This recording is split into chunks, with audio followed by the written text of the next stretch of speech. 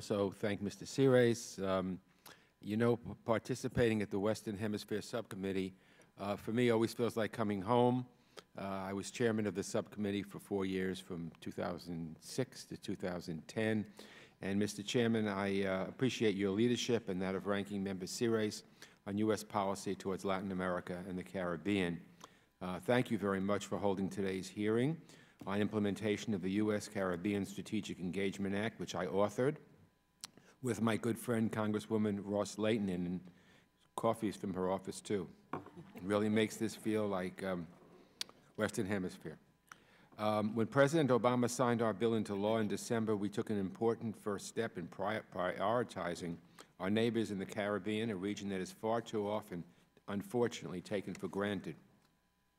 On June 19th, the State Department submitted to Congress the U.S. strategy for engagement in the Caribbean mandated by the law.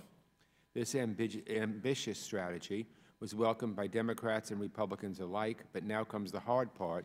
We need to work together to ensure that it is fully implemented and has the resources it needs to succeed.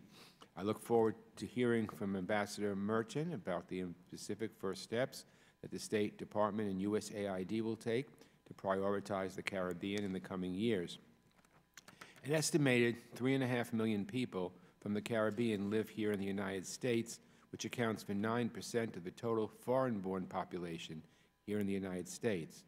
And 6 million people self-identify as members of the Caribbean diaspora in the United States. They represent an extraordinarily rich and vibrant part of the fabric of America that can do so much to make our country stronger and strengthen our ties to countries across the Caribbean. Ambassador Merton, I urge you to reach out to the Caribbean American diaspora and tap into their expertise and energy as you implement the new strategy.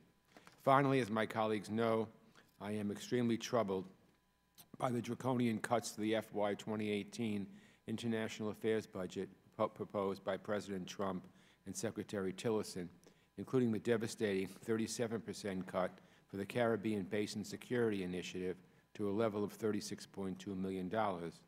Representatives Ross Layton and Clark, Love, and I led a bipartisan letter to the Appropriations Committee rejecting this proposed cut, and today it was announced that CBSI will be funded in FY 18 House bill at the FY 17 level of $57.7 million. That is a tremendous victory. So, Ambassador Merton, I look forward to your testimony today, and I thank you again, Mr. Chairman, for holding this important hearing. I thank the gentleman, and then I'll now recognize the former full committee chairwoman and now the chairwoman of the Middle East and North Africa Subcommittee, Ms. Ross Layton, for 5 minutes. Well, thank you so much.